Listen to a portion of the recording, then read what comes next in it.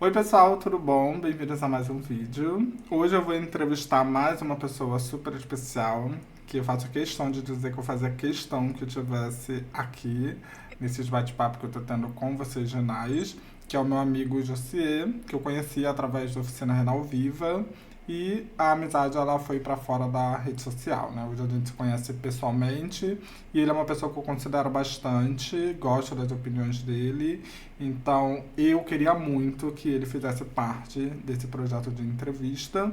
É um renal crônico, no momento está transplantado do rim, e a gente vai conhecer um pouquinho da história dele hoje e eu convido ele para se apresentar para vocês. Ale, meu amigo querido, prazer estar aqui. Já começo me emocionando, porque você faz muito parte da minha vida, você faz muito parte da minha história. E se hoje eu estou transplantado, eu não posso deixar de começar essa entrevista já chorando aqui, tentando me conter, porque eu conheci você pesquisando sobre a doença renal, quando eu descobri minha doença, e assim, eu estava para, né, entrar na fila com aquele medo. Eu tinha feito por uma consulta em um outro hospital, e aí eu desisti, né, na minha primeira consulta, que eu fiquei um pouco assustado pela condição do hospital, que eu fui orientado a fazer o transplante lá, mas eu também não quero dizer o nome. E tinha desistido por um período, quando passando ali pela internet, pesquisando alguma coisa de renal, transplante, encontrei o Oficina Renal e assisti seus vídeos. E na mesma hora eu te mandei uma mensagem, não passou assim 10 minutos, você me respondeu. E a gente trocou uma ideia ali. Você, na mesma hora, falou assim: Olha, eu vou te dar o telefone da assistente social lá do São Francisco, que é o hospital onde a gente transplantou. E no dia seguinte, isso foi um domingo, né? No dia seguinte, eu entrei em contato com São Francisco. E na quarta-feira eu já tinha feito, e já ia fazer a minha primeira entrevista lá com o assistente social lá do hospital. Saí do hospital encantado e já comecei a minha bateria de exames por ali mesmo. Então, você faz muito parte da minha vida, você é uma inspiração para mim. E quando eu transplantei, agora eu estou indo lá na frente, né? Quando eu ainda estava dentro do quarto, uma das primeiras pessoas que eu mandei uma mensagem foi para você, e a gente ainda nem tinha se conhecido pessoalmente. E eu fiz questão de dizer o quanto você foi importante na minha trajetória, na minha decisão, na minha escolha como hospital de referência também, para eu fazer para que eu, né, fizesse o transplante lá no São Francisco. Então, sou grato por tudo, sou grato por você na minha vida, pela sua saúde, pela minha saúde, e por tudo que você representa hoje para a gente, né, que é renal, e eu tenho você como uma super referência. Gratidão por tudo, Ale. Eu agradeço. E com quantos anos você está hoje e de onde você é para as pessoas te conhecerem? Ale, eu tenho 39 anos, né? Eu sou mineiro, que mora no Rio de Janeiro há 16 anos, então vim embora para cá aos 23 anos para terminar minha faculdade, para estudar, e fiquei por aqui, né? É, Sou formado em jornalismo e relações públicas. Sim. E com 30 anos, né, eu descobri a minha doença renal, porque é uma doença muito de base da minha família. Eu tive um irmão que faleceu em 1991, com 17 anos de idade, com problema renal. E com 30 anos, eu fiz 30 anos, em 2016, né, no dia 28 de abril, no dia 28 de maio, foi minha primeira sessão de hemodiálise. Então, assim, isso é um pouquinho aí da minha história, né, para a gente poder destrinchar ela logo no nosso bate-papo. Sim. Mas quero dizer que é um prazer estar vivendo hoje, depois do transplante, que é um renascimento. Essa é a melhor coisa que acontece na nossa vida, né? Exato. Como que foi lá no início, então, para você, antes mesmo de você saber que você também tinha doença renal crônica? Ale, eu fui uma pessoa que sempre viveu muito, né? Sempre gostei de viver, de conhecer pessoas, de conectar com a natureza, de me conectar com o mundo, com o universo. É, E eu tinha completado 30 anos de idade, né? E nesse percurso, um mês antes de completar 30 anos de idade, eu estava me sentindo muito cansado mesmo, sabe? Eu pensava assim, eu tinha acabado de ser promovido na empresa que eu trabalhava, e eu trabalhava 14 horas por dia, né? Porque eu estava organizando a minha vida, organizando as questões dessa minha promoção, que já era uma empresa que eu trabalhava. E eu sentia que eu estava muito cansado, eu achava que eu iria ter um final de semana onde eu iria descansar e segunda-feira tudo iria se renovar. Sim. E eu posterguei uma consulta por mais ou menos um mês, porque eu achava que seria um estresse. Então aquele cansaço eu achava que era por conta de um estresse. Mas teve um dia que eu fui para uma sala de reunião e eu senti o meu joelho inflando dentro da calça. Meu Então, Deus. quando eu levantei, né, tinha uma mesa de reunião com várias pessoas, esperei todo mundo levantar e quando eu levantei, eu não reconheci o meu joelho. Eu tinha duas bolas de basquete em cada joelho, porque eu estava com retenção hídrica. E Uhum. aí eu falei, gente, o que é isso? Eu já estava com um pouco de falta de ar, estava até com um pouco de dificuldade de andar. Mas eu ainda achava que era um cansaço, um estresse do trabalho por conta de tudo que estava acontecendo de bom comigo. Mas começou a inchar assim do nada? Então, esse cansaço ali, ele permaneceu por um mês e eu comecei a ter essas retenções. E aí meu pé começou a inchar muito, Sim. meu joelho começou a inchar muito. Eu continuei com muita dificuldade de respiração, mas teve um dia que eu acordei, eu cheguei em casa do trabalho, tipo, muito cansado. E eu falei assim, vou descansar um pouquinho, vou deitar. E eu lembro que eu cheguei do trabalho mais ou menos às 7 horas. Eu dormi até mais ou menos 11h30. Na época, né, o Charles, ele chegou em casa, ele tinha acabado de chegar da faculdade, em 2016, e me acordou. Quando ele olhou para mim, o meu rosto estava muito inchado, muito, muito inchado. Ele falou assim, seu rosto está muito inchado. E quando eu olhei no espelho, meu rosto estava extremamente inchado. Ele falou assim, vamos pro médico agora. Então já me vesti, a gente foi pro médico, chegamos lá mais ou menos por volta de meia-noite, meia-noite e pouquinho, e já fui para exame, né, a consulta, exame, fiz todos os exames de sangue. Logo na sequência veio o resultado, o médico chamou a gente da cabine, né, Do do consultório. consultório, e ele falou assim, olha, a creatinina dele tá muito alta, a gente vai internar por observação. E aí fiquei internado, mas no dia seguinte, 8 horas da manhã, chegou o nefrologista e assim, eu não sabia nem que era um nefrologista. Uhum. O nefrologista ele já veio falando comigo assim, olha, a gente vai precisar fazer algumas sessões de hemodiálise, mas fica tranquilo, a gente vai colocar um catéter na sua femoral direita pra gente fazer essa hemodiálise, vão ser 4 ou 5 sessões e você vai estar bem. Aí eu, beleza. Então assim, eu pensava assim, vou fazer 4, 5 sessões e vou embora pra minha casa, voltar pro meu trabalho, voltar pra minha rotina. E aí começou, né, aquela coisa. 4 sessões passaram, 10 sessões passaram, comecei a dialisar todos os dias, 12 horas por dia. E aí eu tive um dia e o médico sempre passava, falava assim, olha, vamos fazer mais algumas sessões se a gente controlar essa creatinina. Uhum. E aí um dia eu falei, chegou uma menina para fazer a minha diálise, eu lembro até hoje, o nome dela é Tatiana. Ela foi e falou assim, conversando com ela, né?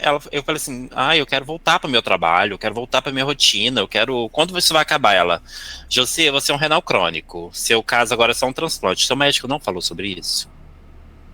Aí eu, sabe aqueles 5 segundos de silêncio? Aí eu, pô, ainda não, tô esperando, né, uma resposta dele. Ela pelo que eu vejo aqui nos seus exames, você não tem mais função renal, então você vai precisar fazer hemodiálise até você conseguir um transplante.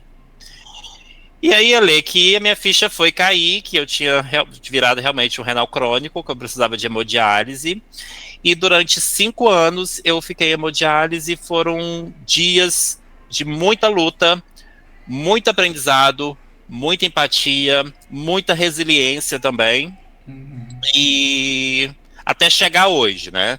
Então, para chegar hoje, eu precisei passar por muita coisa lá atrás, queda de pressão, emagrecer 23 quilos, né? Que eu precisei emagrecer 23 quilos. E conhecendo o meu corpo, né? Conhecendo ali o que era hemodiálise, aí a questão da rejeição do catéter, aí você troca de catéter, e aí o médico chega, quer fazer um catéter no meu pescoço, aí eu não deixo. Eu lembro muito eu tenho muitas essas memórias, sabe? Sim.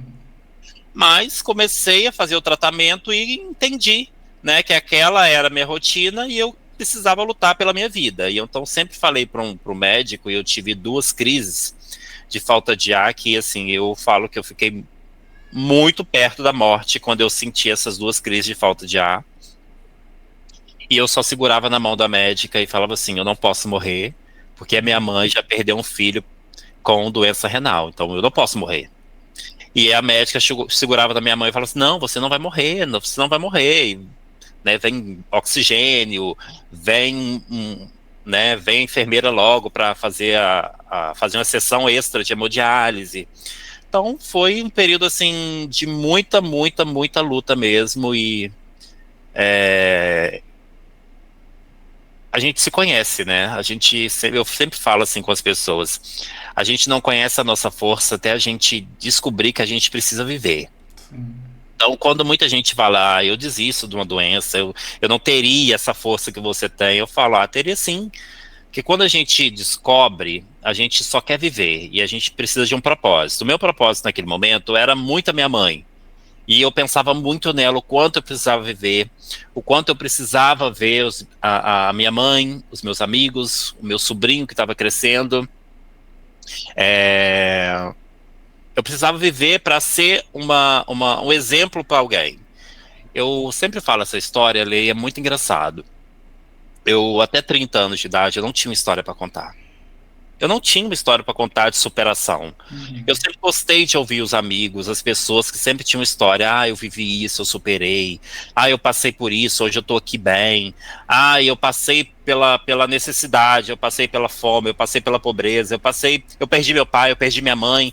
E eu falo assim, meu Deus, eu não tenho história para contar. E eu ficava com muita vergonha. E até meus 30 anos de idade, eu completei 30 anos sem ter uma grande história para contar. E eu me sentia muito vazio por isso, sabe? E até vergonha de estar em rodas de amigos que tinham passado por situações na infância, por questão de aceitação, por ser um homossexual. E nem isso eu passei com a minha família, porque eu tenho um pai e tenho uma mãe que é maravilhosos, que eles me aceitam muito. Então eu não passei por nenhuma uma história que fizesse até meus 30 anos eu ter uma relevância e poder virar um exemplo para as pessoas, sabe? Então, quando a doença renal ela chegou na minha vida, eu precisei refletir e olhar para trás tudo que eu vivi. Uhum. Então, eu vivi muita coisa boa, Lê. Eu produzi muita coisa legal dentro da comunicação, dentro do jornalismo, estudando, conhecendo pessoas, me conectando com tantas coisas maravilhosas, viajando muito também. Mas eu não tinha aquela história para contar que pudesse emocionar as pessoas. E quando alguém me contava a história, eu falava assim: meu Deus, que história maravilhosa, tô aqui, tô chorando, nossa, me dá um abraço. E quando surgiu a doença renal crônica, né, eu falei: eu precisei olhar para trás, ver tudo que eu já tinha produzido de bacana, e falei assim: peraí, eu tenho uma bandeira agora para levantar, que é uma causa, e eu vou usar a minha história, né, para poder inspirar outras pessoas. Então, durante todo o meu tratamento, as pessoas que estiveram muito comigo me viam assim como uma força muito grande. E não é mentira mesmo, Ale. Eu tive uma rede de apoio muito grande de amigos Uhum. e família, sabe? Meu pai, minha mãe, meu irmão, minha irmã, né? Pessoas muito próximas de mim. Eu tenho um ciclo muito fechado de amigos. Mas quem esteve comigo, quem me conhece, esteve muito comigo. E aí eu precisei, né, conhecer, aprender muito para poder explicar para as pessoas o que é a doença renal crônica, o que eu vivi, que as pessoas podem sair dessa, as pessoas precisam ter força e coragem. Eu falo que nenhuma doença é pior do que a outra. É a minha doença, é a sua doença, e eu falo que também, que bom que tem tratamento, que bom que a gente descobre e tem um tratamento, que bom que a gente precisou, teve o SUS para poder ajudar, né? E chegar até hoje, olhando para trás, durante 5 anos de hemodiálise, eu falo assim, nossa, eu vivi 50 anos em 5 anos. Porque você, né, é uma roda gigante. Ah. Eu fui para uma sessão de hemodiálise, eu perdi uma fístula. Eu perdi minha fístula durante a sessão de hemodiálise. E aí bate aquele desespero de confeccionar outra fístula e usar o seu mesmo braço para confeccionar, fazer uma cirurgia, fazer 3 cirurgias para você conseguir fazer um acesso vascular. Isso eu 2016 eu fiz minha primeira fístula, né? Uhum. 2018 eu perdi minha fístula. 2019 eu já estava com desmineralização óssea. Eu tomei um tombo de uma escada que era para todo mundo saudável, né? Seria um tombo que eu iria cair e levantar.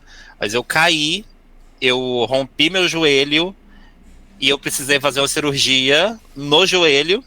Então eu falo, meu Deus, aprendi muita coisa, muita coisa. Então, assim, hoje eu falo, eu tenho uma história para contar, eu tenho uma luta e essa bandeira de dizer o quanto doar, né?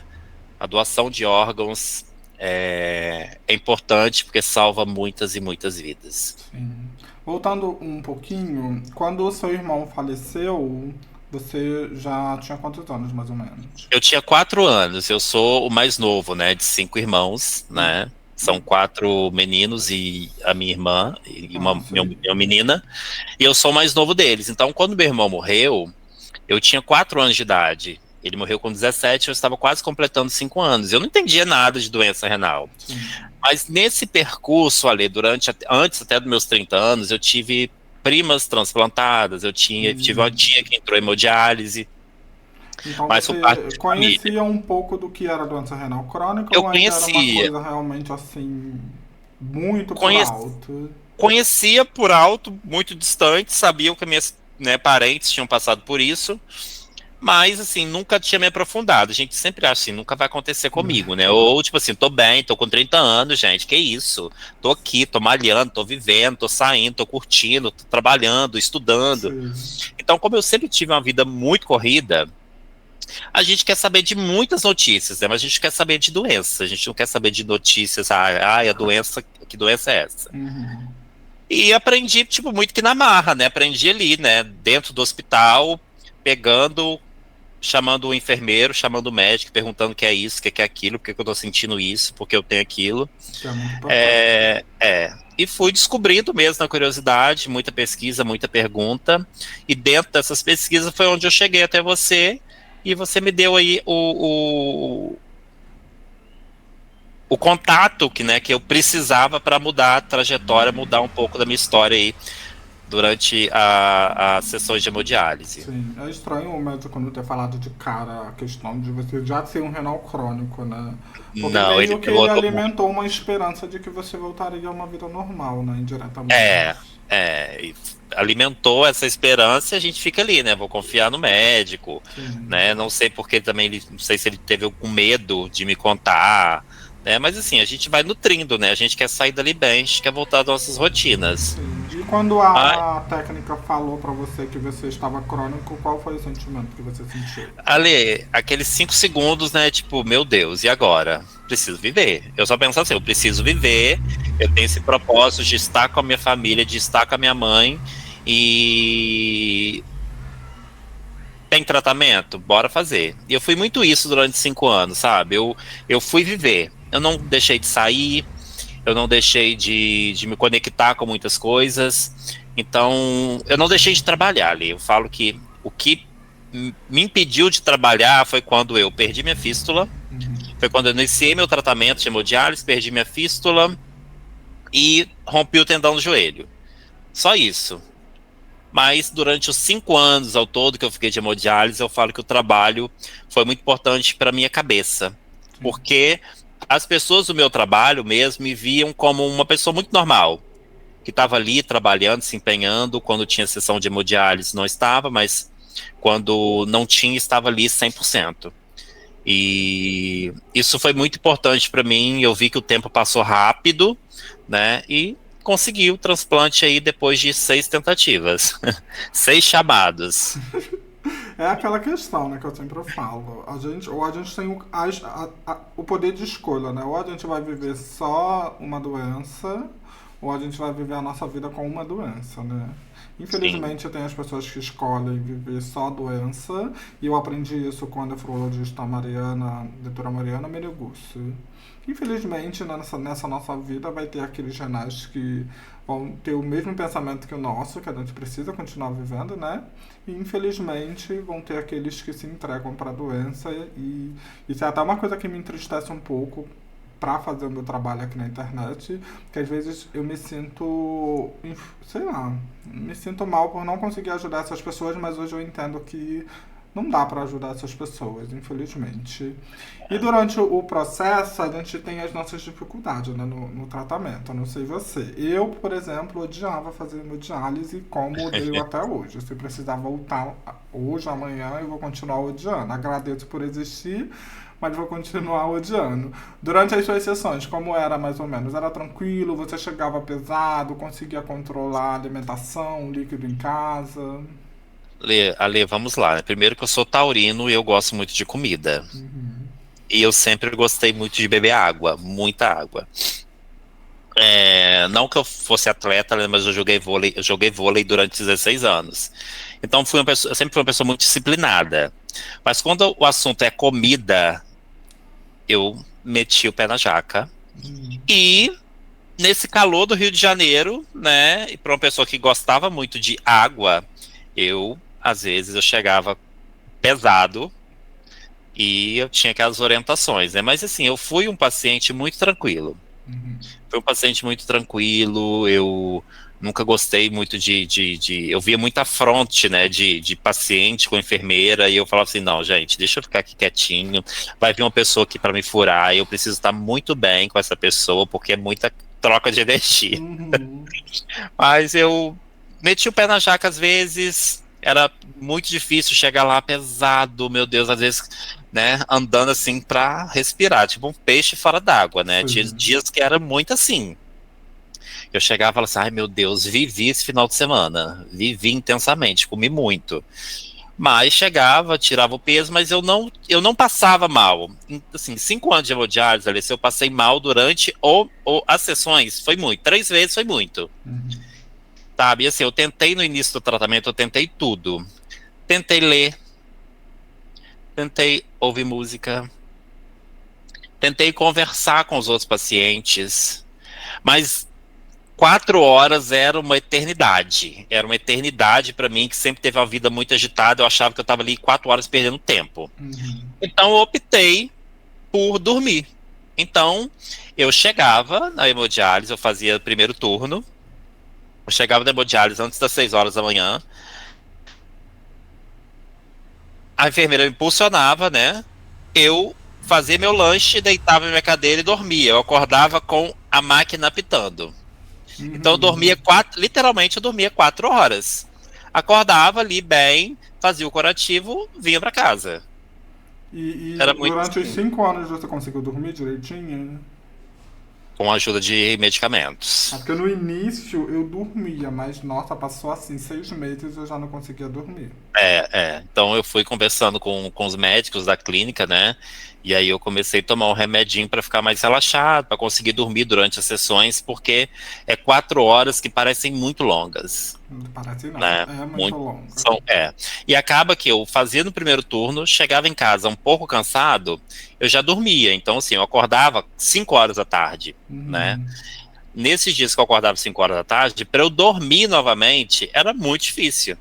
Eu sempre fui uma pessoa que chegou à noite, eu deitava para dormir, para acordar no dia seguinte. Então, a hemodiálise, ela atrapalhou um pouquinho do meu sono, porque eu precisei me medicar. E quando eu saí da hemodiálise com o transplante, eu precisei desmamar da medicação que me fazia dormir. Então foram 11 meses lutando. Eu falei Sim. assim, não, eu já tenho agora os remédios, que são os imunossupressores, para controlar a rejeição. Não posso, tem que eliminar alguma coisa. E demorei 11 meses para ter o desmame aí da medicação que eu tomava para dormir. E a questão da sua família quando descobriram que você estava renal e dependente da hemodiálise, como foi? Um susto, um baque, porque eu estava bem em um mês, em 30 dias tudo mudou, né? Tudo mudou mesmo, mudou tudo. E assim, a minha família mora toda em Minas, né? Meu pai, minha mãe, né? Meus irmãos que moram fora. Mas assim, quando eu descobri e eu já fui para o hospital, no dia seguinte eu fiz minha primeira sessão, dia 28 de maio, a minha mãe chegou no dia 29 de maio e ficou mais ou menos uns 15 dias aqui no Rio comigo. Então, eu fiquei 51 dias internado quando eu descobri a doença renal. 51 dias. E nesses 51 dias eu estava dialisando quase todos os dias, 12 horas por dia. Então, quando eu saí do hospital também, eu estava mais debilitado, eu estava magro, né? Porque a gente acaba não fazendo a fisioterapia no hospital. Então, você perde muita massa, né? E eu sempre fui mais fortinho, né? Eu saí do hospital já com menos 10 quilos. Mas assim, foi um baque para minha família, pelas pessoas que me conheciam, que viam o quanto eu era uma pessoa que me cuidava, que era muito preocupado mesmo com a minha saúde, e assim, não imaginava que que eu estava em hemodiálise. Então, assim, quando a minha mãe encontrava as pessoas e falava assim, o José tá fazendo tratamento, e, José, gente, você é uma pessoa tão saudável, o que aconteceu com ele, Conceição? E aí é questão mesmo de familiar, que acabou afetando meus rins e parou de funcionar, e a hemodiálise foi o que, né, foi a sobrevida aí durante 5 anos para almejar, né, alcançar a plenitude hoje e poder viver aí graças ao transplante. Sim. Você sempre teve a vida, mesmo com a hemodiálise, graças a Deus, uma vida bem ativa, né? Que é o que salva a gente desse mundo. Que eu acredito eu, né? Que se bobear, a Sim, gente enlouquece e vai pensar até coisa pior. é, Mas você chegou a ter fases assim que você chegou a questionar um pouco a sua vida? Por exemplo, eu tive muita dificuldade, né, com líquido. E chegou uma fase que eu comecei a perguntar pra Deus qual que era o meu destino, porque eu já não tava mais aguentando aquele tratamento me matando. Você sim. chegou a ter alguma coisa assim? Ale, eu fui um paciente muito tranquilo, né? Você me conhece pessoalmente, você sabe que assim, eu sou uma pessoa muito paz e amor no meu dia a dia. Pra me tirar do sério é muito, muito difícil. E assim, eu encarei o tratamento. Eu falava assim, eu preciso viver. Então, se tem um tratamento, vamos fazer. Lógico que não é fácil. Você tem altos e baixos, né? Você pensa várias coisas na sua cabeça, mas eu nunca pensei de fato uma coisa assim muito radical. Mas depois que eu perdi minha fístula em 2018, que eu tive a queda da escada em 2019, e aí em 2020, com a questão da Covid, eu tive Covid também. Então teve um dia e eu estava sendo chamado para transplante assim direto. E eu nunca tinha questionado Deus, mas assim, naquele momento, depois de 2018, 2019, 2020, que aconteceram muitas coisas e me deixaram muitas sequelas, né, vamos dizer assim, teve um dia que eu, dentro do meu quarto, eu ajoelhei e... Peraí, vou tentar me conter aqui. Nesse dia, muito de madrugada, né, por conta da insônia que eu tinha, eu ajoelhei no chão e falei assim, Senhor, eu quero que o Senhor decida a minha vida, que eu não faça as pessoas sofrerem caso eu parta, né, que eu vá embora, mas assim, eu não tô aguentando mais, eu preciso sair dessa, que eu sou uma pessoa que gosta de viver, eu acho que eu não mereço passar por isso, eu fui uma pessoa sempre muito boa para os outros, então assim, porque eu tô passando por tantas coisas, não é só hemodiálise, é perder a fístula, é você confeccionar outra fístula, são cirurgias muito delicadas, aí 2019 você cai numa escada, você passa o seu Natal, eu passei meu Natal hospitalizado por conta do meu joelho, e aí 2020 vem Covid, eu peguei um pós-Covid, que eu fiquei internado com água na pleura. Então, assim, eu falei, meu Deus, o que está acontecendo? Que testes são esses? Porque a hemodiálise em si ela já é um teste. E aí vem, né, tantas coisas que acontecem, você começa a questionar. E foi um período, assim, 2020 foi um período muito questionador da minha vida, que eu me desconectei mesmo, que eu falei assim, olha, não estou aguentando mais, e vamos lá, vamos ver, Senhor, me ajuda aí. E aí eu ajoelhei e falei assim, Senhor, eu preciso muito. Se o Senhor existe, se Deus existe, tem misericórdia da minha vida, me chama para o transplante e faça isso logo. Ale, em 24 horas eu fui chamado para um transplante. É uma história muito tocante. Me emociona também porque É, foi exatamente como aconteceu comigo também. e eu ajoelhado no chão, eu falei assim, Senhor, eu preciso do transplante, eu preciso viver, eu preciso ver minha mãe, eu preciso ver minha família, meus amigos. Tanta gente precisa de mim, feliz, e eu não tô feliz, tô triste. Tanta coisa tem acontecido e eu recebi uma ligação em menos de 24 horas. E eu cheguei no hospital ali, acho que foi minha quarta chamada, né? Fui na sexta vez que eu fui transplantado. E quando eu cheguei no hospital, em menos de 24 horas, que eu tinha feito esse pedido, suplicando a Deus por esse transplante, eu só cheguei no hospital e recebi a notícia que não era minha vez. Foi a quarta chamada e ali eu entendi que não é quando eu quero, é quando Deus quer. E eu liguei para minha mãe é uma pessoa muito católica, né, muito temente a Deus. Eu falei assim, mãe, essa noite, essa madrugada que passou aí, né, eu pedi tanto a Deus para me dar esse transplante, e eu fui chamado para o transplante, eu cheguei lá, eu só recebi um não e voltei para casa. E ela falou a mesma coisa, na hora que Deus quer, que Deus está preparando o melhor para você, está preparando o melhor para sua vida. Então, espera com calma, espera na paz de Deus que esse momento vai chegar. Eu sei que é triste pra gente, eu quero ver você, que é meu filho, muito feliz. As pessoas te viram, sempre te viam muito feliz.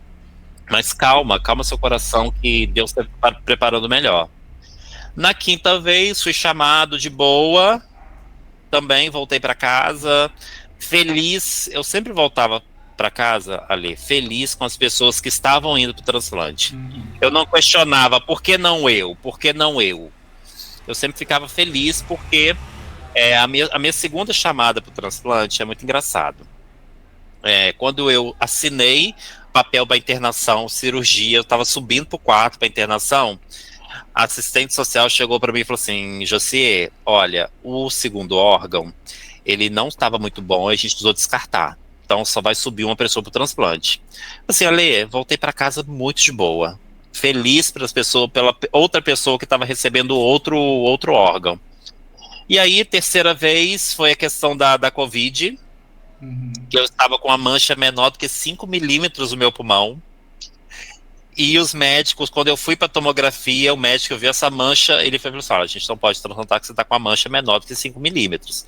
Cheguei no dia seguinte na hemodiálise, chamei a minha nefrologista, né, da clínica. Aí a clínica que eu dialisava é o Hospital Clínicas Grajaú, né? Então é a hemodiálise dentro do hospital. Sim. E aí chamei a médica, né? E aí a equipe, a doutora, eu lembro que a doutora Kátia falou assim para mim, José, quando você terminar a sessão de hemodiálise, você me procura. Quando eu saí da hemodiálise, eu fui procurar a doutora Kátia, me informaram que ela estava numa sala. Quando eu abro a sala, tinha vários médicos. Tinha pneumologista, tinha infectologista, tinha nefrologista, todo mundo sentado ali, assistente social. E eles falaram assim, olha, essa mancha aqui não é impedimento para o seu transplante, mas fica tranquilo que vai dar tudo certo, papapá. Então, assim, eu fui caminhando, aprendendo, tendo resiliência e sendo chamado outras vezes. Fui chamado uma vez, eu fui chamado, estava fazendo a sessão de hemodiálise, estava na hemodiálise quando o telefone tocou. Eu tive que parar tudo e ir para o hospital. Mais uma vez que não deu certo. E assim, é o tempo de Deus, e Deus preparou o melhor para mim. Eu tenho certeza que essa pessoa que doou, né, essa família que autorizou a doação desse órgão para mim, ela não sabe o bem que eles me fizeram. E desde o início que você começou a diálise, você já sabia do transplante e já queria transplantar? No início eu fiquei assim, mais ou menos 6 meses ali, né, conhecendo meu corpo, conhecendo o que eu podia comer, tentando me controlar, né, foi 6 meses assim, aprendendo muito com a doença, Sim. né, até porque eu fiquei mais ou menos uns 5 meses só de catéter, né, trocando catéter, rejeição de catéter, trocava de catéter, até fazer a fístula. Aí fiz a fístula quando o assistente social me chamou, pedindo para que, assim, você quer transplantar? Eu falei assim, quero sim. Olha, então estou te dando aqui um acompanhamento para você ir nesse hospital. Você pode chegar lá com esse caminhamento, se direcionar na equipe de nefrologia, né, transplante, e começar o seu pré-transplante, né, começar as suas consultas. Aí fui, não me identifiquei, voltei para casa e fiquei 1 ano sem pensar em transplante. Uhum. Mas aí, num domingo, em casa, passando vídeos, pesquisando sobre doença renal, e aí que me aparece essa pessoa que está aqui falando comigo, que é um amigo querido, que hoje ele está aqui nos meus dedos como uma das pessoas que eu considero muito. Igualmente. Então, foi, né, deitado na cama, pesquisando muita coisa, que eu fui ver suas histórias, né, e eu vi que você era carioca, que eu mandei a mensagem para você, e aí minha vida deslanchou. Então, fiquei 5 anos em hemodiálise, 2 anos e 4 meses de fila. E aí a sua primeira entrevista pro transplante no São Francisco foi com a Wanda. A Foi com a famosa Wanda, Wanda. a famosa Wanda. Fui pro São Francisco na quarta-feira, já fiz assim a seleção ali, né? A entrevista, né? Então eram outros pacientes também que estavam. E aí conheci o hospital, conheci, me apaixonei, né? Eu sou apaixonado pelo São Olha, Francisco, uma também. equipe médica maravilhosa. Então, assim, é um lugar que me traz muita paz. Sim. E fui para lá, para essa entrevista com a Wanda, e no final da entrevista ali, né, do bate-papo, né, da palestra sobre doação de órgãos, ela já me deu encaminhamento. Aí já saí, passei no ambulatório, marquei a consulta, já me falaram quem era minha médica, né, pré-transplante, e aí marquei uma consulta na outra semana, e a médica perguntou assim, José, você tem plano de saúde? Eu falei assim, olha, tenho. A ela, então vou te passar esses exames. Se você conseguir adiantar esses exames, você antecipa a sua consulta e vem aqui. Então, assim, eu fiz a primeira consulta, já saí de lá com vários exames. Uhum. Ale, em 15 dias eu fiz todos aqueles exames. É muito exame, né? E era muitos exames, muitos exames. Eu lembro até hoje que eu fui. Pode fazer merchan? Pode falar do. Pode. Pode? Então vamos lá. Eu gosto muito do Labs a Mais. Uhum. Né? E eu fui no Labs a Mais um dia, eu falo que eu passei meu dia todo lá. Nesse dia eu fiz 12 exames. Meu Deus. 12. Eu cheguei de manhã em jejum e saí do Labs à tarde, porque era exame de sangue, ultrassom, exame para verificar os rins como estavam, os rins que já não funcionavam mais. Tipo, uma bateria de exame, raio-x, tomografia, eu fiz tudo. Antecipei a consulta, fui para a segunda consulta, fui com a bateria de exames de novo, voltei para casa, fiz tudo, remarquei a, A consulta. a consulta. Eu falo que eu entrei na fila com menos de 2 meses. Uhum. Em menos de 2 meses eu já estava na fila. E aí entrei na fila em 2018, e aí 2020 começou. Chama, chama, chama, chama. Em 1 ano eu fui chamado 6 vezes. 2021, no dia 8 de maio de 2021 eu transplantei. E como que foi essa chamada final, a última para você realmente transplantar? A chamada final foi muito engraçada, porque estava caindo um dilúvio no Rio de Janeiro. Foi uma Isso. madrugada muito chuvosa, Uhum. muita chuva, muita chuva.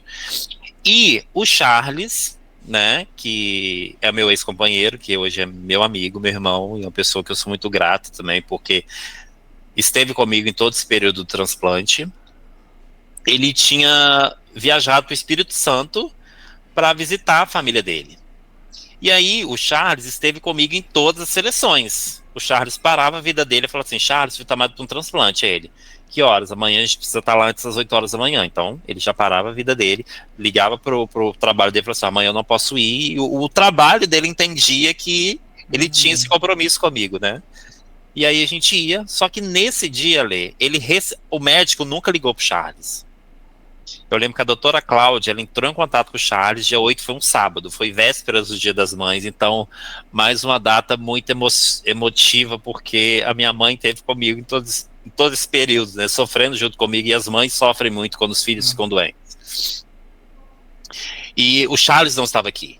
E aí, quando o Charles me ligou, ele falou assim, 6:30 da manhã, o Charles me ligou e falou assim, José, você não a doutora Cláudia me ligou aqui, tem uma seleção para você, 8 horas. Anota o telefone dela, eu acabei de chegar aqui no Espírito Santo. Aí eu, tá, Charles. Aí eu abri assim, eu sabia que tinha caído uma tempestade no Rio, porque eu dormi com muita chuva. E quando eu acordei, o tempo, sim, tava um Só. tempo fechado. Não, porque eu acordei 6:30 da manhã, né? O tempo tava fechado. Eu abri a janela, vi que tinha chovido muito e liguei para ela. Quando eu liguei, ela falou assim: Josier, doutora Cláudia, eu não conhecia a doutora Cláudia. Ela, você consegue estar aqui no São Francisco 8 horas? Isso 6:30. Como eu já estava preparado e já tinha recebido dicas do meu amigo Alê, eu sabia que eu não podia levar nada, a não ser os exames. Então, meus exames sempre estavam em dia. Sim. Eu já estava com a minha pastinha e eu sabia que eu não podia levar roupa, então, assim, eu levei, dentro de uma mochila, eu levei os meus exames, o meu passaporte do transplante, tipo, uma cueca, e fui. E levei uma coisa. Levei meu remédio para dormir, caso o transplante não desse certo, tipo assim, eu vou precisar ficar aqui, vou precisar dormir. E Uhum. levei um fone de ouvido. E o celular. Então, assim, documento. E fui, peguei um Uber, cheguei lá às 5 para as 8 da manhã. Sentei ali no ambulatório de São Francisco, 8 horas em ponta, a doutora Cláudia chegou e falou, olhou para mim e falou assim: Josier? Eu falei assim: sim, sou eu. Ela, sobe comigo. Subi acho que era a ala ali do transplante, né, para conversar com ela. Ela, olha, então, tem um transplante, você é o primeiro da fila. Só que eu preciso te falar uma coisa. É uma mulher, a pessoa que faleceu é uma mulher, ela tinha 60 anos e uma creatinina um, menos de 1,5. Tipo, entre 1 e 1,3, alguma coisa assim. Uhum. Você quer? Eu estava com 35 anos, né? Em 2021. Eu falei assim: quero, doutora, ela. Mas você quer para sair da hemodiálise ou você quer? Eu falei assim: olha, eu quero por quê? Eu, né, filosofando muito ali sempre, eu falei assim: doutora, eu quero, porque assim, uma mulher de 60 anos, ela viveu muito, ela tem muita coisa para contar, muita história, então esse rim já trabalhou muito. Eu recebo esse rim. Ela, então não tem problema ser de uma pessoa com mais idade, porque a gente sabe ali, né, que tem alguns pacientes que querem um rim muito jovem, Aham. né? E eu falei assim: nada, doutora, nada contra. Eu acredito que Deus está preparando o melhor para mim, então essa é a minha vez. Ela, beleza. Então você pode descer, fazer o seu exame de sangue. Do exame de sangue você já vai para a tomografia. Quando você sair da tomografia, você volta aqui que eu já vou estar com seus resultados. Fiz o exame de sangue, fui pra tomografia, esperei uns minutinhos e eu tinha chegado no hospital sozinho. Então a primeira coisa que eu perguntei foi assim: doutora Cláudia, eu tô sozinho, a pessoa não pode estar comigo. Eu falei assim: ela, você é maior de idade, fica tranquilo, só liga pra alguém, fala que você tá aqui, que você tá bem. Então eu já comecei a assinar as documentações, né, papelada, tudo pro transplante. Fiz os exames, voltei, falei com ela. Ela olhou os exames e falou assim: ótimo, José. Só que o seu potássio está um pouquinho alto, você vai precisar fazer 2 horinhas de hemodiálise, tudo bem? Sem heparina. Eu falei assim: tranquilo, doutora. Ela, então, pode ir pro quarto, se preparar, que esse se preparar é ótimo, né? Porque Muito bom. é muito particular, né? Mas a gente precisa contar aqui. E a equipe já vai com você pro quarto, que você vai ficar, e você vai já tomar imunossupressão e vai descer para hemodiálise, né? Quando for 1 hora, você vai descer para hemodiálise. Então, assim, jejum total, não vai comer nada, tá? Só vai tomar imunossupressor, vai fazer hemodiálise. Então, quando eu cheguei no quarto do hospital, tinha uma enfermeira com um prestobarba, um bique amarelo, com 2 lâminas. E depilar com aquilo, Ale, é horrível. Mas, como eu já sabia do trajeto da história toda, o que acontece? Na quarta-feira que antecedeu meu transplante, sabe que hora que eu saí da depilação? Uhum. Quase meia-noite, na quarta-feira. Doideira. Eu lembro até hoje, Ale, que eu saí da depilação, porque eu sempre depilei para que chegasse na hora eu não precisasse do bique amarelo, porque o bique amarelo, ele é horrível. Sim. Então, eu falei assim: meu Deus, vou estar sempre em dia, né? Tudo em dia. Então, sempre me depilei do peito até o dedão, né? Uhum. Até a chirreia eu tirava, para ficar zero pelo. Então, foi muito mais fácil, porque eu saí da depilação. Então, quando eu vi que o pelo estava crescendo, eu falei assim: vou tirar a qualquer momento esse transplante chega. Ou, caso eu seja chamado, eu esteja em casa, eu não vou precisar me depilar muito por estar com muito pelo. Então eu sempre tive isso na minha cabeça. Então na hora que eu saí da depilação, que eu entrei no Uber para vir para casa, eu tinha recebido a notícia da morte do Paulo Gustavo, que foi no dia 5. Uhum. Então o Paulo Gustavo morreu no dia 5 de maio e eu transplantei no dia 8. Então eu tinha saído da depilação, dentro do Uber subiu a notícia que o Paulo Gustavo tinha acabado de falecer. Então assim, vim para casa, papapá, então, né, voltando lá, né, na hora do hospital, com o BIC, falei assim com a enfermeira: não, aqui está tudo ok, sem pelos. Aí ela, beleza, deixou o BICzinho lá, não utilizei o BIC. Aí voltaram, me deram a medicação da imunossupressão, passou mais um pouquinho, eu desci lá para São Francisco, né, que tem a Pró-Renal, né? Isso, desci para Pró-Renal, fiz 2 horas de hemodiálise sem heparina só para tirar o potássio, voltei pro quarto, já com a equipe médica, já com a médica, né, da anestesia, já conversando comigo, tudo assim, tudo preparando, já vi a equipe médica, e ela falou assim: olha, a cirurgia vai correr daqui a pouco, vai passar algumas pessoas aqui para te dar algumas orientações, mas eu sou sua médica que vai fazer sua anestesia, tá tudo tranquilo, fica bem, fica aqui, tô com você, e a gente tá te preparando, tá preparando lá, daqui a pouquinho a gente já vai descer. Então, Ale, eu desci pra cirurgia, era antes das 5 horas da tarde, tipo, mais ou menos 4h45, 10 para 5, mais ou menos.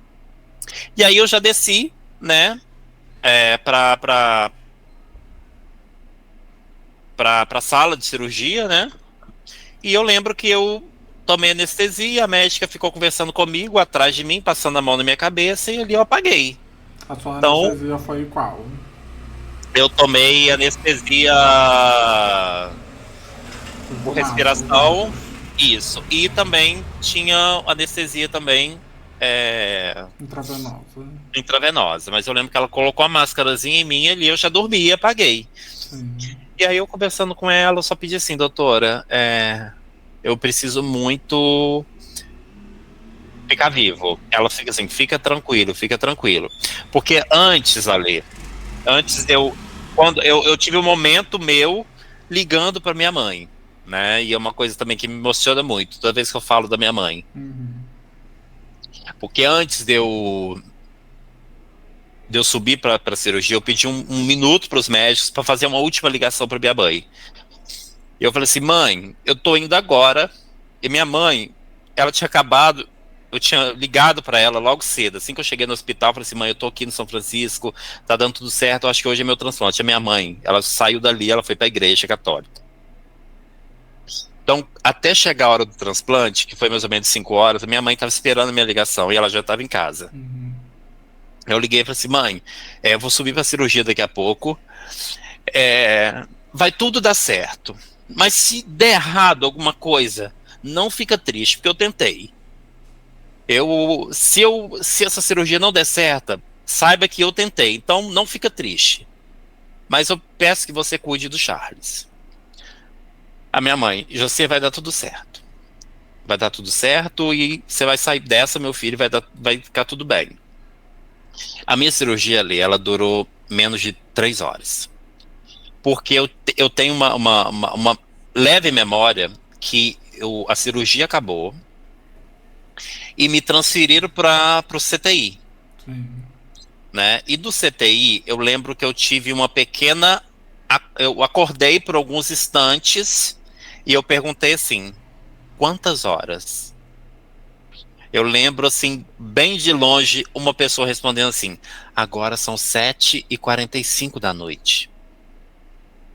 E eu apaguei. Então fui acordar às 7 horas da manhã com o médico que tinha feito a minha cirurgia. E aí ele passou no CTI, eu fiquei 2 dias de CTI e 10 dias de quarto, né? E o médico foi e falou assim: seu Josier, tudo bem? Eu sou médico tal, eu que fiz a sua cirurgia ontem, olha... E o médico era um médico muito jovem. Ele falou assim: eu já fiz alguns transplantes, Mas esse transplante foi um dos mais bonitos. Que rim bonito você recebeu, Josi. Que rim maravilhoso. Você já saiu da cirurgia com 400 ml de diurese na sonda. Eu falei assim, então tá funcionando, doutor? Ele tá funcionando muito bem. Olha aqui, pegou a minha diurese, né? Falei assim, olha, já tá cheio, daqui a pouco já vão descartar. E ele falou assim, olha, foi lindo o seu transplante foi muito rápido. Foi um transplante muito fácil de fazer, muito tranquilo. Então agora, boa recuperação. E aí fiquei 2 dias de CTI e 8 dias de quarto. Então foi essa trajetória de chegar no hospital, de passar por todos os exames, né, daquela tensão, mas uma coisa, Ale, eu não tinha medo. Eu não tive medo em nenhum momento. Eu só pensava assim, vai dar certo, se não deu certo eu tentei, mas eu não tinha medo de ir para a cirurgia. Sim. Foi um período muito tranquilo para mim, sabe? Uma paz muito grande. E por tudo que eu vivi também pós o meu transplante, né? Que eu não sei nem se a gente deve falar aqui, mas eu vivi momentos muito mágicos, não vou dizer mágicos, mas períodos assim muito emotivos da minha vida, porque eu sempre acreditei muito em Deus, Sim. né? E eu tive uma experiência sobrenatural, que eu já contei para você, né, pessoalmente. E depois que tudo aquilo aconteceu com a minha experiência sobrenatural, com a minha doadora, eu falei assim, gente, eu preciso abraçar essa bandeira da doação de órgãos, agradecer mentalmente, espiritualmente essa família que deu o sim mais importante, que não transformou só a minha vida, mas transformou a vida de outras pessoas. Porque eu falo que a pessoa que quer doar o órgão em si, né, quer uma doação de órgãos, caso venha a falecer, já é uma pessoa que está em outro plano espiritual. Só de você assim, olha, se eu morrer hoje, doe tudo meu.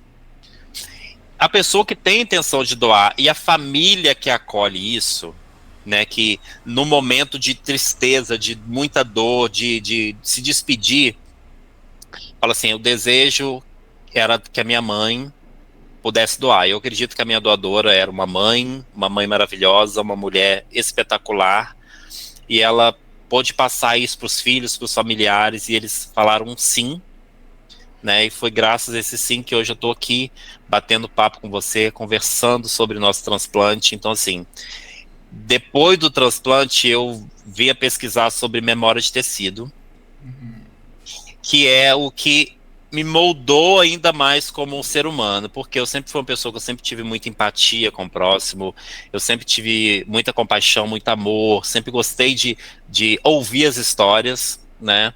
E quando eu recebi o órgão, eu acho que tudo isso triplicou dentro de mim, sabe? Essa vontade de viver, de desejar coisas boas pro próximo, de estar ali, de querer me doar.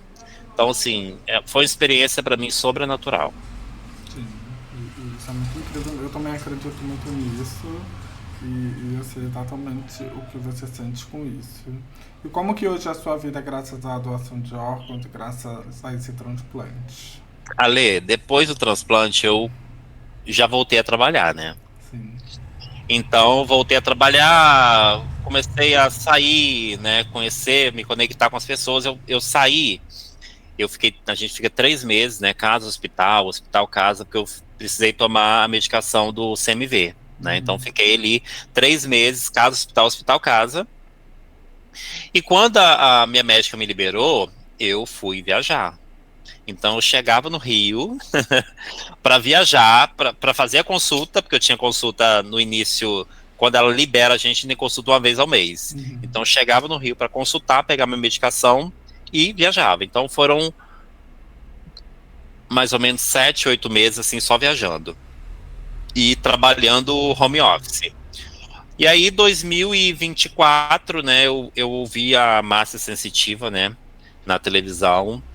2024, não que eu estava insatisfeito do meu trabalho, mas eu precisava de uma mudança ainda maior na minha vida. Quando eu ouvi a Massa Sensitiva, ela falou assim: alô, Taurino, acorda, 2025 é o seu ano. Ano de prosperidade, ano de trocar de trabalho. Eu, opa, trocar de trabalho, vou tentar. E aí pedi demissão do meu trabalho. 2025 virou. E eu fui procurar o trabalho, né? 2025 a massa sensitiva tinha garantido que era o ano que eu tinha que prosperar, que eu ia conseguir um trabalho maravilhoso. E aí eu comecei em outro trabalho. Então, assim, eu tô muito feliz, eu tô muito realizado. Então, a minha rotina hoje, ela é muito compatível do que eu preciso pro meu dia a dia. Eu vivo hoje e meu trabalho me dá condição de estar uma semana em casa, uma semana presencial, que me deixa assim um pouco mais próximo da minha família, mais próximo dos meus amigos, mais tempo para eu cuidar de mim. Sim. Então eu falo que hoje eu tô assim, depois do transplante, Ale, muita coisa aconteceu e eu tô assim 100% realizado mesmo de tudo, sabe? Hoje eu falo que eu estou esbanjando saúde e muita alegria, porque o prazer de viver, o prazer de poder contar a sua história hoje para tantas outras pessoas, e eu tive essa experiência muito recente no meu trabalho, de contar um pouco da minha trajetória, e as pessoas falam assim, nossa, que bom que você está aqui, que bom poder ter te conhecido, nossa, você é uma pessoa fantástica, e a gente às vezes não imagina que a gente é isso tudo. Sim.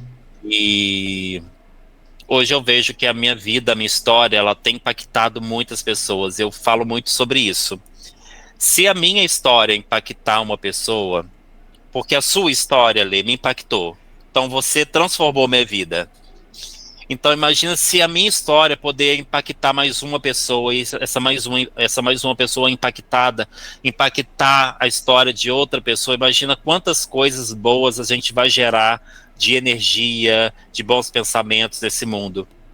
E Sim. muito recentemente, Ale, uma coisa que eu gosto muito de falar, eu tenho uma amiga minha de Minas e o tio dela teve um acidente, né? E o médico falou: olha, ele morte encefálica, ele morreu, não tem o que fazer. E minha amiga foi e falou assim: mãe, vó, não tem o José, o meu amigo, o nosso amigo, o amigo da nossa família? Então, já que o meu tio não, ele morreu, vamos doar o órgão do meu tio. Então, a minha amiga, o tio dela, minha amiga mora em Minas, o tio dela faleceu em São Paulo. Uhum. E naquela coisa da avó dela perder um filho, da mãe dela perder um irmão, ela poder contar um pouco a minha história para a mãe, para a avó e a família autorizar a doação de órgãos do tio dela. Então, assim, eu vi que a minha história impactou uma família que, né, falou assim, nossa, eu lembro do José aqui, o José é uma pessoa que sempre gostou de viver, que sempre esteve aqui com a gente. Não, acho que é um momento bacana da gente poder externar isso também, fazendo bem para outras pessoas. Então, quem doa ler está num plano espiritual muito acima do nosso, sabe? São pessoas com pensamentos muito revolucionários. Sim. E eu sempre falo também que se não tivesse o preconceito com a doação de órgãos, nós, o Brasil, graças ao SUS, a gente seria o país que mais transplanta órgãos no mundo. E não teria tantas pessoas na fila hoje precisando de um transplante, ou sofrendo, ou a família sofrendo, esperando aquele sim, né? Que pode ser um sim que leve 24 horas, como eu conheci pessoas que ficaram na fila 24 horas. Eu dialisava ao lado de uma pessoa que ficou apenas 9 dias na fila. Uhum. E eu fiquei 2 anos e 4 meses, e tantas outras pessoas ficaram menos do que eu, você ficou menos que eu também. Mas assim, a gente não pode perder a esperança Sim. de que uma hora o nosso momento vai chegar e que Deus está preparando tudo assim, sabe, milimetricamente para que tudo ocorra muito bem. Sim. Então, não é desespero, não é medo, é desespero, é tensão, é angústia, mas é Deus moldando tudo, E hoje, tudo. como é a sua rotina em relação ao transplante? Medicação, alimentação? Ale, eu tomo minha medicação 8 horas da manhã, 8 horas da noite, né? Eu tomo micofenolato e o Tacrolimo. tracolimo, manhã e noite. Sim. Tomo um remédio de pressão, manhã e noite, Sim. só. E E a minha alimentação, alimentação, água? muita água, né? Porque, né, bebo muita água, sempre gostei muito de água. Inspiro muitas pessoas que trabalham ao meu lado a beber muita água também. Sim. Então, bebo muita água, minha alimentação. é, eu me alimento bem, como muito. Não sou uma pessoa de muita besteira, sabe? Eu sempre gostei muito de comida, então eu troco qualquer lanche por um prato de comida. Sim. Então, assim, eu tenho esses cuidados também, cuidado pós também, porque eu já estou caminhando aí para quase 5 anos de transplante, tem um ano que vem, então a gente engorda um pouquinho, né? Os médicos falam que, né, vamos controlar a boca, Uhum. cuidado. Mas eu tenho vivido e há mais ou menos um ano e pouco atrás eu consegui jogar algumas partidas de vôlei, que é uma coisa que eu amo muito. Então, iniciei tentando praticar um esporte, mas a minha rotina, né, o meu trabalho não permitiu. Mas eu sei que hoje eu ainda posso jogar uma peladinha aí de vôlei quando eu for chamado. E assim, tô vivendo tanto ali. Sim. Tenho conhecido tantas pessoas, conheci meu amor da minha vida, que é o Raí. A gente já tá junto há 2 anos e alguns meses, né? Janeiro, fevereiro, março, abril, maio, junho. Há quase 2 anos e 8 meses. E hoje tudo é muito especial, sabe? Eu acho que cada minuto, cada Sim. segundo da vida da gente é muito especial. Então eu faço cada minuto da minha vida valer muito a pena. Porque eu sempre gostei de viver e agora eu quero viver porque tem uma pessoa aqui dentro de mim que eu preciso cuidar. Sim. Eu preciso cuidar desse rim que está aqui, me dando toda essa energia para trabalhar, para viver, para conhecer pessoas, inspirar outras vidas. Sim. Fui 2 vezes na clínica que eu fazia hemodiálise, os pacientes que estavam lá me viram, os enfermeiros me viram, aí eles, né, falam assim, olha, ele transplantou, olha como ele tá bem. Aí a Uhum. moça falou assim, olha, então eu quero transplantar também, vai ficar bem igual a ele. E muito recente, ali, dentro do ônibus, eu estava indo pro meu trabalho, e eu sempre paro ali na Cidade Nova para pegar um outro transporte, né, para ir definitivamente para onde eu trabalho. E aí, sabe que assim, eu puxei ali a campainha do ônibus para descer e estava sentado na última cadeira antes da porta uma mulher que estava com um catéter no pescoço. E aí eu parei de frente para ela enquanto o ônibus ainda estava parando, né, para abrir a porta. Eu fui para assim: você é renal? Aí ela: sou, perdi minha fístula. Eu falei assim: olha, eu também era renal. Eu também perdi minha fístula. Hoje eu estou transplantado, eu estou vivendo a plenitude, é um renascimento. Eu desejo aí que tudo dê certo para você. Procure o transplante. E ela olhou para mim, ela: muito obrigado. Nossa, que bacana, você está tão bem. Eu falei, então, vai transplantar. E aí desci do ônibus, sabe, com a missão cumprida, de ter Sim. feito ali, contado um pouquinho, em segundos, um pouquinho do que eu vivi para aquela pessoa também, que estava em hemodiálise.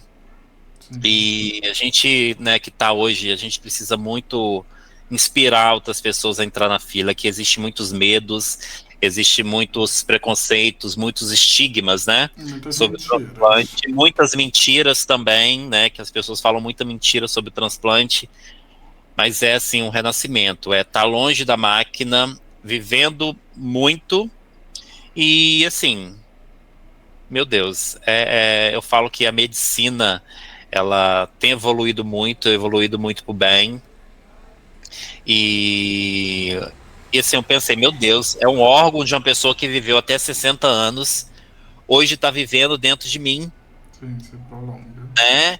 E por conta de uma medicação que foi criada para não ter essa rejeição, eu tô andando, eu tô caminhando, eu tô bebendo água, eu tô comendo, eu tô feliz, sabe? Eu tô amando, eu tô sendo amado, eu tô inspirando as pessoas. Nossa, É muito tanta coisa bom. boa, meu amigo. E é muito importante essa questão quando a gente vê ali, por exemplo, um fluxo muito grande de renal ali na Cidade Nova, né, pela questão da farmácia, né, de alto Uhum, custo.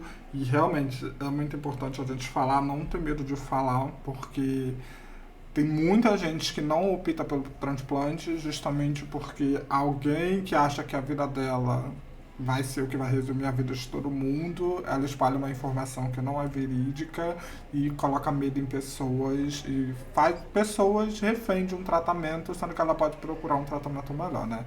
Então, assim como você fez, eu também sempre apoio essa questão de não ter medo, fala mesmo, fala do transplante E eu gosto muito da sua história, amigo, de coração, você sabe Eu também disso. gosto muito da sua. Nos conhecemos muito bem, você sabe que eu não sou aquela pessoa grudenta, mas você sabe que de fato, eu queria deixar aqui registrado, eu me importo muito com a sua opinião, eu gosto muito de ouvir a sua opinião, às vezes eu vou lá e te chamo para partilhar alguma coisa. Eu acho a sua história incrível, fiz questão mais uma vez de você contar aqui Obrigado, a sua Ali. história. E eu acho que você tem que ter cada vez mais isso dentro de você, essa certeza que a sua história ela é muito importante, ela é muito impactante. Você pode achar que é uma coisa mínima, mas você não sabe o poder que tem a sua história. E eu falo isso porque eu sinto, quando você conta, eu sinto o poder que ela tem, o poder de transformação que ela tem.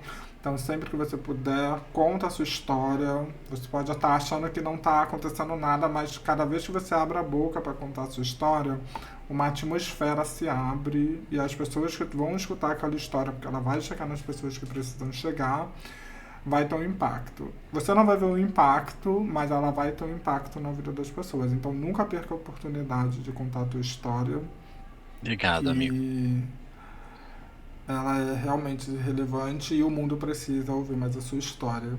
E eu queria saber de você, amigo, qual conselho você daria para quem está agora assistindo a gente e está no tratamento de diálise? Olha, você que está aí no tratamento de diálise há muito tempo, você que está começando agora o tratamento de diálise, está muito assustado, você que ainda está fazendo um tratamento conservador e não sabe quando ou a qualquer momento você vai começar a sua sessão de hemodiálise, que ainda tem isso, as pessoas que fazem um tratamento conservador ainda, né, Lê? O meu conselho é viver, buscar conhecimento sobre a doença, ouvir opiniões positivas, fugir de pessoas negativas, né, que às vezes estão sentados do lado de você na sua hemodiálise e não acreditam no transplante. Buscar aí do seu jeitinho uma ajuda médica, caso você precise de um tratamento para ansiedade, para uma depressão. A gente tem a cabeça muito forte, né, Lê, mas outras pessoas precisam de um acompanhamento um pouco mais especial. Sim. Mas assim, nunca desistir do transplante. Ah, eu tô na fila há um ano, ainda não fui chamado. Ai, fulano foi chamado em uma semana. Ai, eu tô há 2 anos, eu tô há 3 anos. Não desistir. Sempre fazer sua coleta lá no Hemorrio, deixar sempre os exames em dia, ir sempre para as consultas, se cuidar, cuidar da alimentação, praticar pelo menos um exercício mais leve, né, preparando o seu corpo ali para o transplante que vai chegar. Então esse é meu conselho, Ale, que as pessoas possam saber que existe vida com a hemodiálise, não é só chegar na clínica, fazer sua hemodiálise, ir para casa, esperar a próxima sessão. Sim. Você pode ver muita coisa. E para quem já transplantou, está agora no início, principalmente para aquelas pessoas que transplantam e acham que a vida é um extremo cuidado, a gente precisa ter cuidado, mas a gente não precisa ficar doente da cabeça com os cuidados. Qual é o seu conselho para quem transplantou agora? Olha, o meu conselho para pessoas que saíram agora do transplante, né, buscar também o conhecimento, né, de forma também onde você consiga filtrar algumas coisas, né, e conhecendo o seu corpo, conhecendo conhecendo, né, os cuidados, né, não se prendendo também a muitas a coisas que outras pessoas de transplantes viveram, né, Sim. porque cada um é uma pessoa, cada doença é uma doença, cada pessoa reage de algum jeito.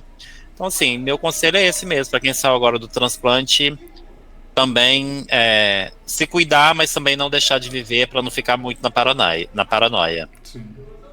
Bom, é isso. Jô, muito obrigado pelo seu depoimento. Eu sou um dos maiores incentivadores de que você também comece um projeto que envolva doença renal crônica. Vou fazer junto com você, Eu se você desejo, continuar. eu desejo muita luz na sua vida, você sabe disso. Sempre que posso, eu sempre falo pra você. Você sabe que você pode contar sempre comigo. E eu espero que essa entrevista possa te ajudar, você que ficou até aqui, e que você possa entender que a nossa vida ela não acaba por conta de uma doença, ela não acaba por conta de um tratamento.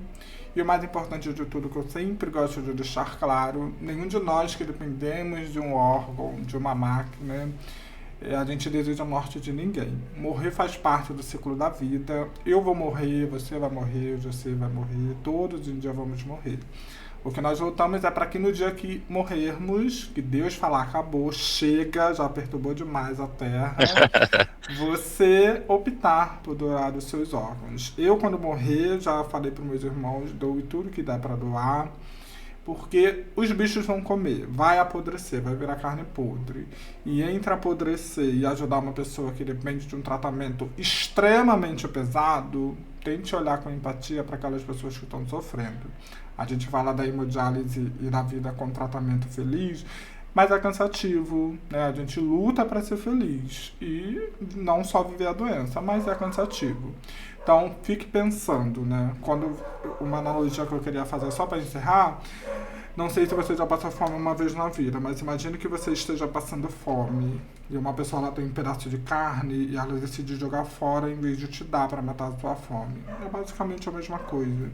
A gente tem algo saudável que pode ajudar outra pessoa e a gente decide jogar lá embaixo da terra, os bichos comem e deixa as pessoas lá sofrendo. Então, não pensem assim. Hoje eu tô aqui, você está aqui, milhares de transplantados, não só de rins, estão aí vivos, graças às pessoas que entenderam isso. Então, te convido a entender um pouquinho isso também e ajudar a gente que não escolhemos ser doentes, tá? Que ninguém decidiu acordar hoje ou ser doente, nos ajudar a ter uma vida melhor, uma qualidade de vida melhor.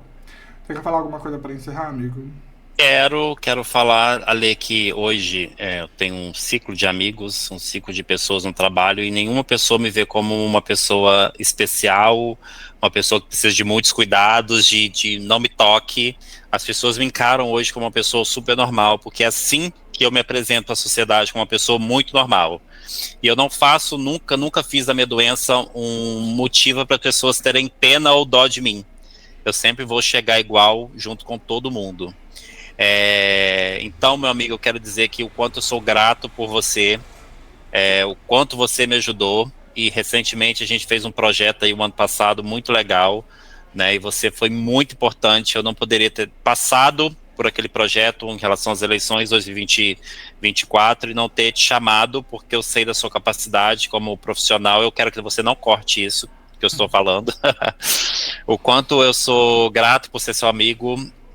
Às vezes que a gente se encontrou muito pouco, né, que a gente tem uma vida corrida, mas a gente conseguiu tomar um café, a gente conseguiu comer alguma coisa, a gente riu, a gente brincou, a gente se conheceu. E o quanto é importante ter uma pessoa ali como você, que inspira tantas pessoas com o seu trabalho, com a oficina, né, podendo desmistificar, né, doença renal crônica, com verdades, com depoimentos importantes. Todas as pessoas que passaram por aqui sentaram de frente para você, contaram histórias bacanas de superação, de luta, de glória, né? E sou grato por tudo, pelo convite mais uma vez, por estar aqui contando a minha história, né? E hoje, né, eu tenho uma história para contar, eu posso inspirar outras pessoas, eu consigo hoje contar histórias e que as pessoas que ouvem a minha história chegam em casa e falam assim: olha, lá no meu trabalho, olha, eu conheci uma pessoa, olha, tem um menino que é amigo de não sei quem, que fez um transplante, olha, ele tá vivendo tão bem. Então, é muito isso, é muito gostar de viver, de querer viver e de estar muito ativo, né? E eu falo que eu quero poder viver muito com esse transplante, para poder continuar me descobrindo e conectando outras pessoas próximas a mim, para que a minha história, né, para que as nossas histórias possam se propagar em mais ouvidos e que as pessoas, os familiares, não tenham preconceitos nenhum quanto à doação de órgão. E o quanto é sério o SUS, o quanto é sério a fila. Não desacreditem da fila pacientes renais. Não acreditem que outras pessoas têm prioridade porque têm dinheiro, e não é assim. né? Existem prioridades dentro da fila de transplante, né, Ale? Sim. Então vejo hoje, depois dos acontecimentos aí com o Faustão, eu vejo tanta gente, tantos pacientes, né? Porque eu falo que quem não passou não tem direito de nem opinar, né, Lê? Quem não passou por um transplante, quem não passou por uma hemodiálise, para quem não viveu o transplante de, sei lá, de pâncreas, de córnea, de pulmão, de coração, não tem lugar de fala. Não pode chegar na rede social, propagar mentira e falar que o dinheiro compra tudo. Sim. Porque a fila tá ali e ela é igual para todo mundo. O SUS é muito sério com isso. Se precisar parar o avião do presidente da República, ou se precisar parar o avião da FAB com o órgão, vai parar o avião da FAB com o órgão, o do presidente vai ficar sobrevoando, porque a prioridade é o transplante. E recentemente, a gente viu na televisão o trânsito do Rio de Janeiro parando, porque estava passando um coração, se eu não me engano, né, para chegar no hospital para doação. Então, é muito sério. Então, quando pessoas propagam mentiras em relação ao transplante sobre a doação de órgãos, essas pessoas estão tentando limitar o acesso que as pessoas têm. Então, procurem boas memórias, boas lembranças, histórias de superação para você poder se inspirar, e muito em breve você está aqui falando e contando a sua história de vida. Muito obrigado, Ale, por essa oportunidade, por estar aqui, e gratidão pela vida e por tudo. É isso, gente. Muito obrigado. Obrigado quem assistiu até aqui. Um beijo para vocês e até Beijo. o próximo vídeo. Tchau. Tchau, tchau.